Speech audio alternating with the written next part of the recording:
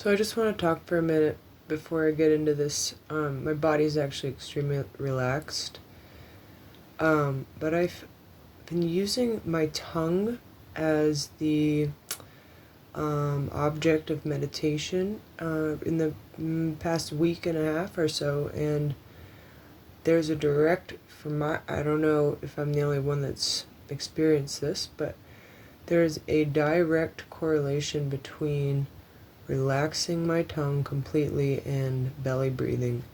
And I find belly breathing to be one of the most grounding breaths that I have experienced. When I breathe into my heart, I find all of the things that I would live and die for come to mind.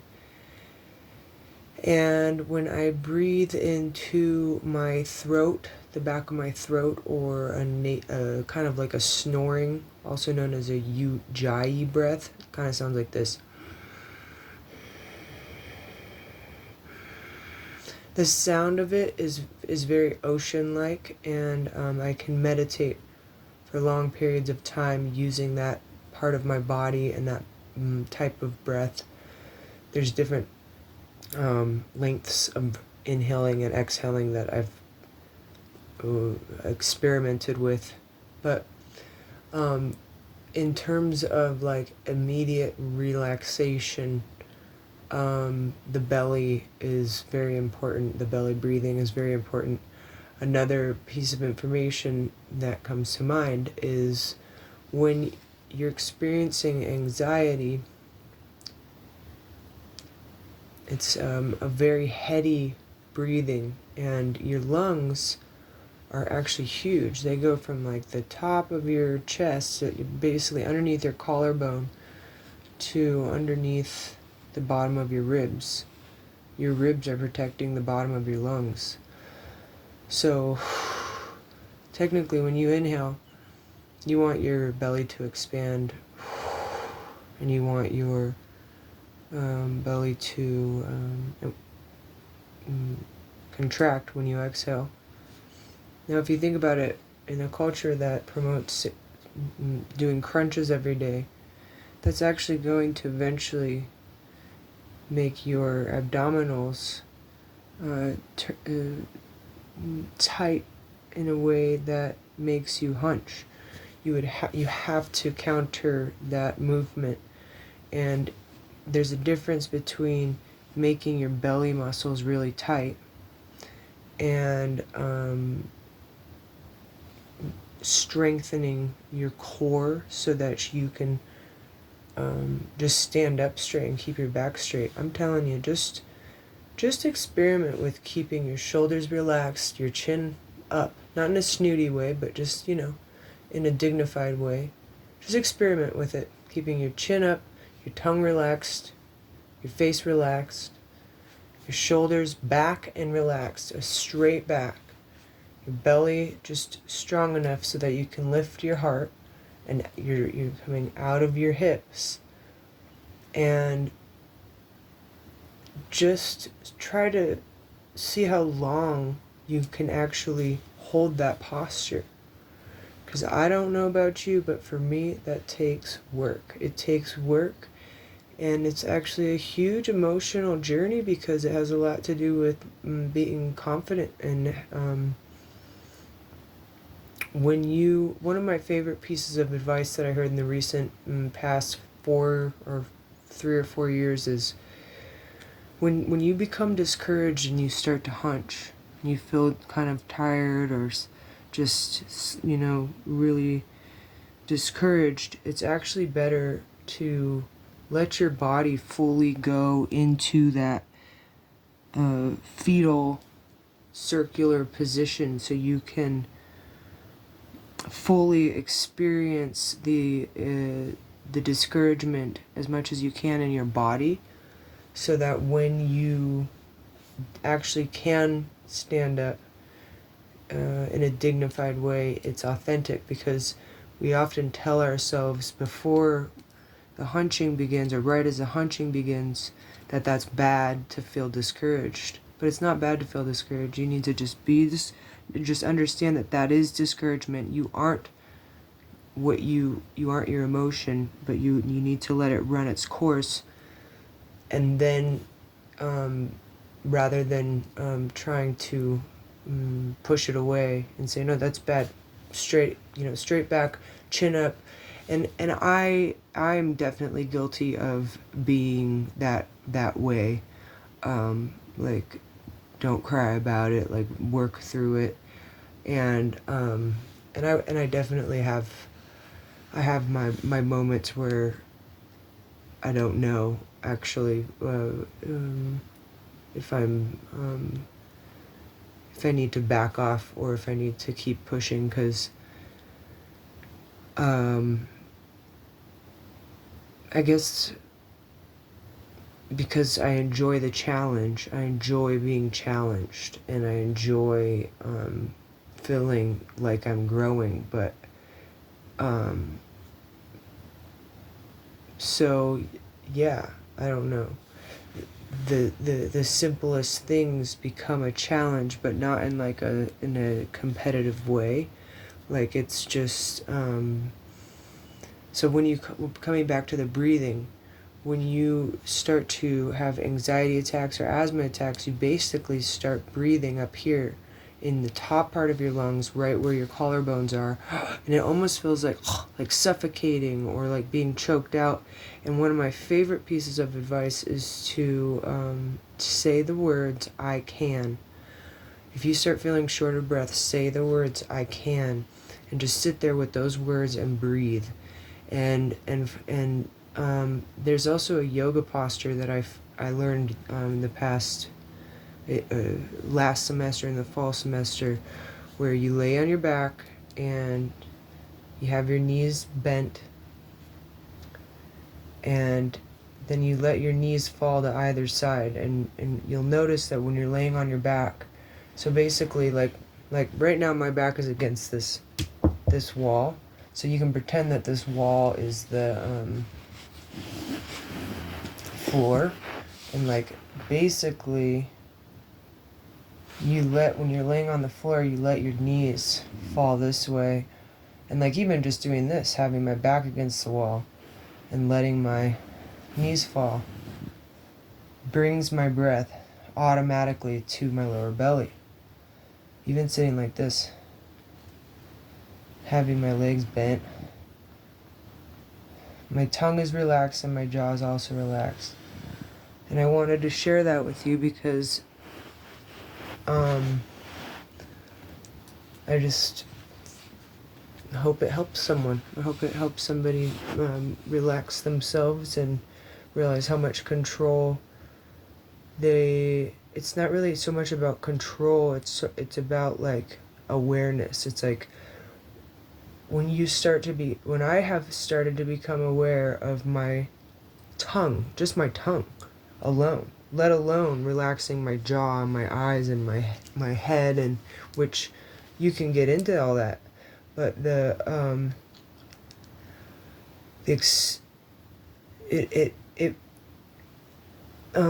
just that one point of focus is bringing me emotionally into my body in a way that allows me to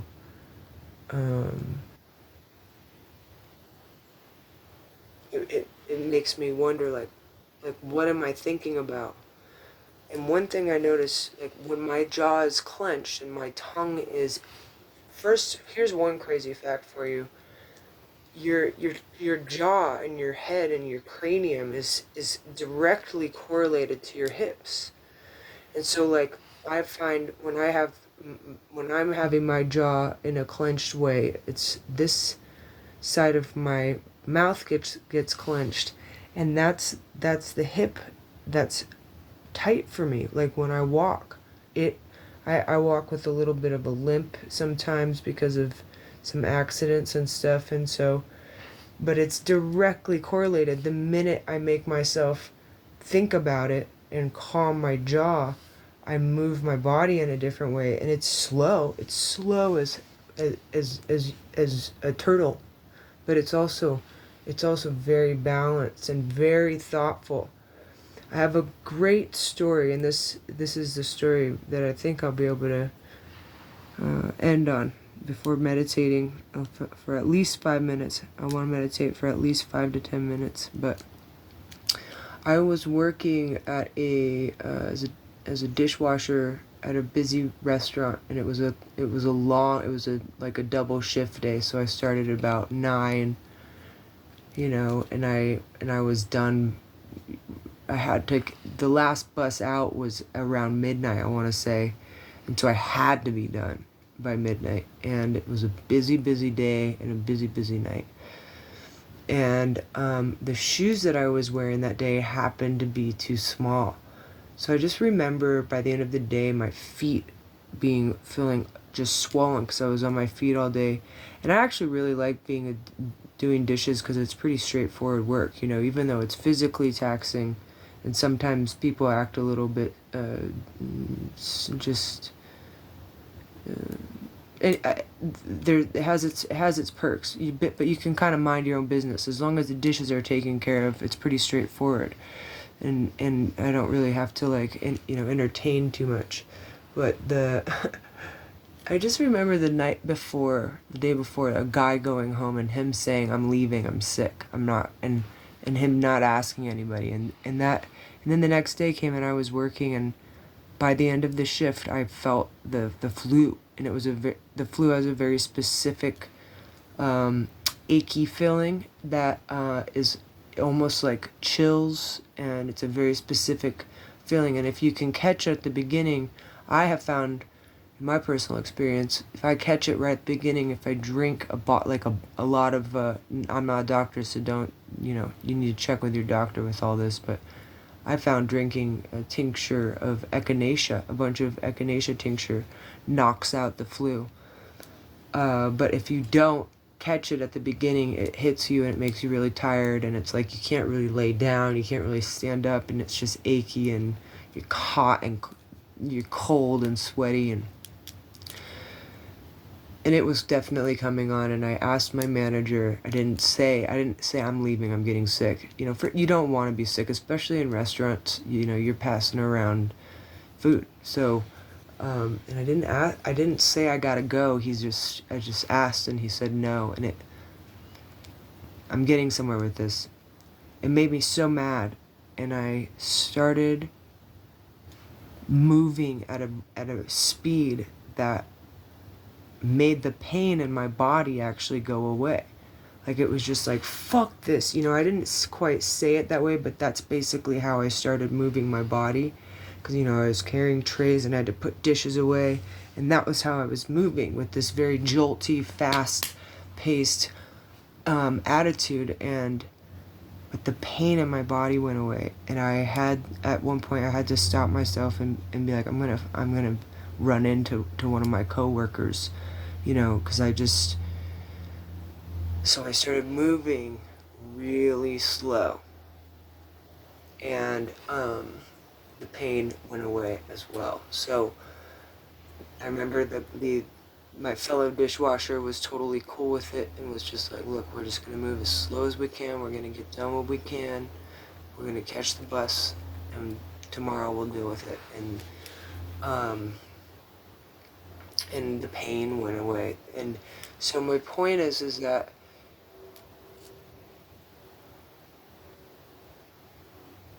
when it came to my tongue and my jaw, I noticed that I started clenching my jaw when I was thinking about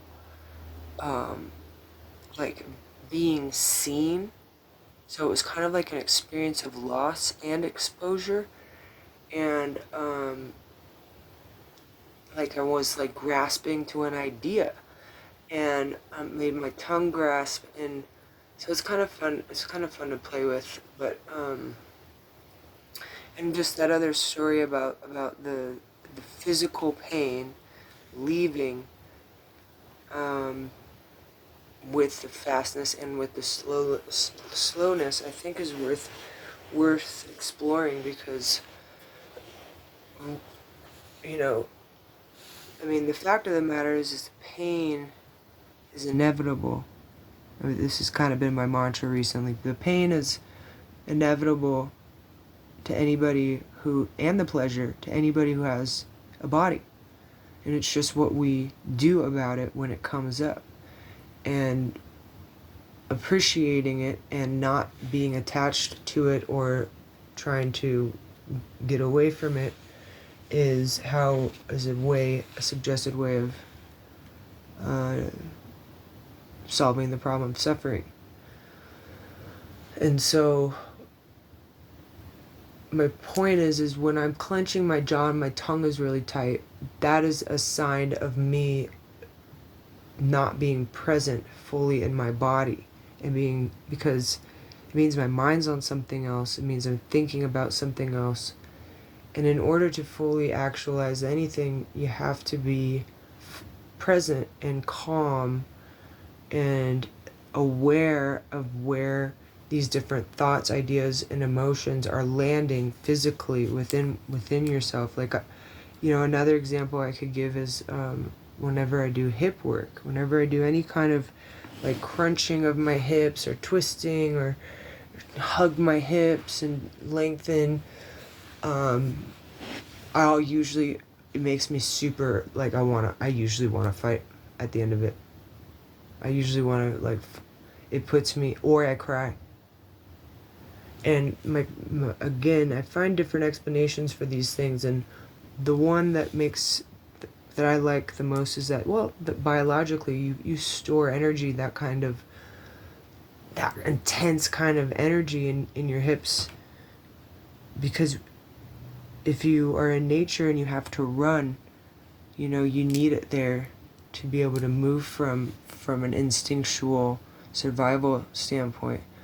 Moreover, that's also an area of creativity, and so it needs to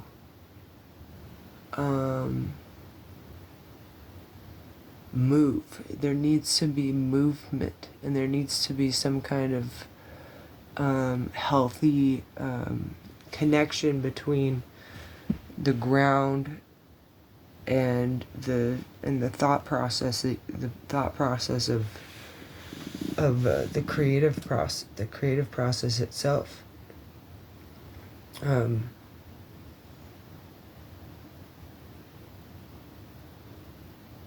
And when we are hunched up and closed off, this is a signal. I don't really feel like being very creative right now. My heart's closed off. My stomach is not. I'm not showing you any parts of me that are vulnerable.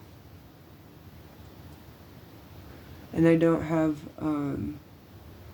Actually, my back is also. There's a wall right there, so ain't shit getting in past me. No creativity. But when you open up, you have to kind of have an unabashed kind of courage to whatever that process looks like. And I think when it comes to meditation, when it comes to meditation and yoga, it is not always a pretty process, and it's not comfortable, and it's not supposed to be, because you're training yourself, you're training your mind to view what's going on with your body and your emotions and God and the world. You're training yourself. So there's going to be moments that your training has will just come through for you, and there's going to be moments where you're going to expect it to be there and it won't. And it's not about any end goal. And I think that is really hard for people to comprehend. Like, even now, just knowing that I actually just turned this video on to just meditate. I did not turn this video on to talk for 20 minutes. And so, in the back of my mind, there's the goal of just doing the meditation. And I truly do not know. I do not know if it matters. Like, just meet the goal, 5 minutes, 10 minutes of just silent meditation. Or is that just a part of the process, meeting another goal and seeing what what it's about. Knowing that there's going to be more goals to meet, knowing that there's going to be more meditations to come, knowing even that what I'm saying has been said before, not even by me, by other people. Because so much of this is experiential in the sense that you have to learn to trust your own relationship with your body and your mind and God. Nobody can do that for you.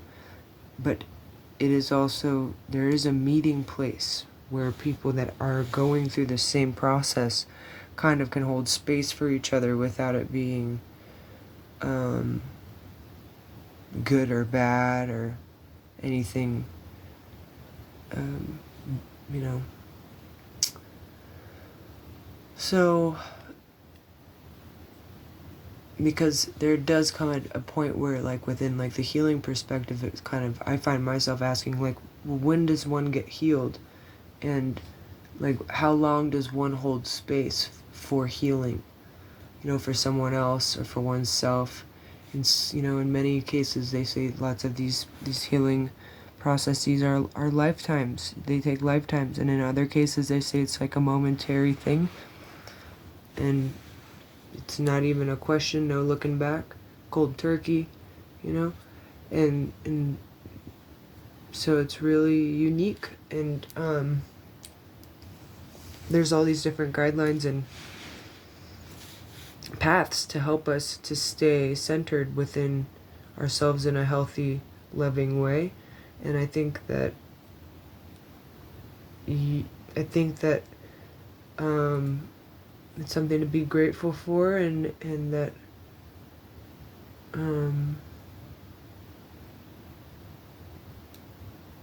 the silence itself is a big teacher. That's why I find myself enjoying the silent meditation so much, because it really does teach you a lot about what's going on internally and how it connects with, and the way that you feel about how it connects with what's going on externally, or what we perceive to be internal and external. Alright, so, yep, I'm going to start this meditation now, and again, thank you to my subscribers and my followers, and for liking my videos, and for joining me in these meditations. These are, the meditations are therapeutic, not therapy, and stay tuned for more videos, and take care of yourself. Blessings to you and your beloveds.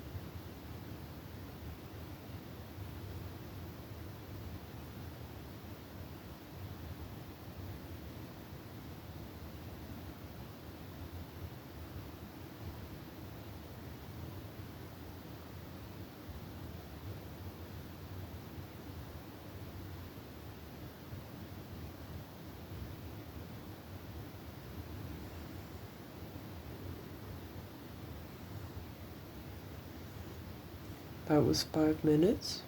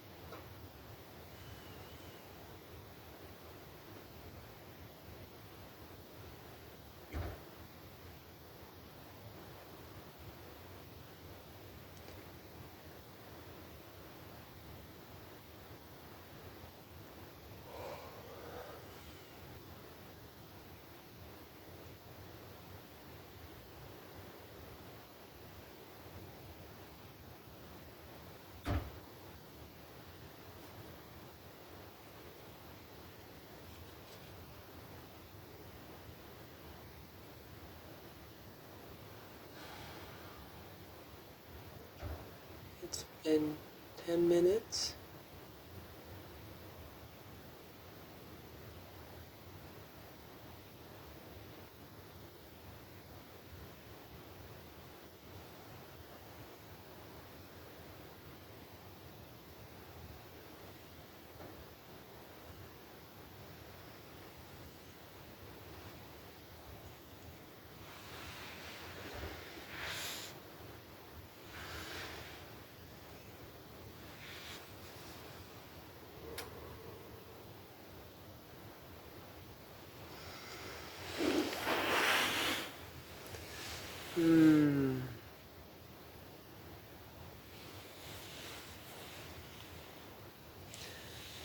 Well, I would like to suggest that it takes at least 3 to 5 minutes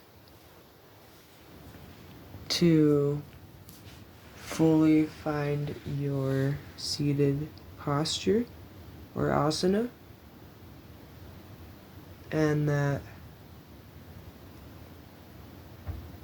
once you've found your seated posture, then you use your object of meditation for another at least 5 minutes, 5 to 10 minutes. And don't just jump out of the meditation. Kind of wiggle your extremities, your toes, your fingertips, your fingers, your hands, your feet, your ankles. Let yourself kind of start moving in a grounded way. And that's just to kind of protect your joints. And there's definitely times like during this meditation with the wind, with the door, I can feel myself jumping, being a little jumpy. And it depends on the time of the day and where I'm sitting too.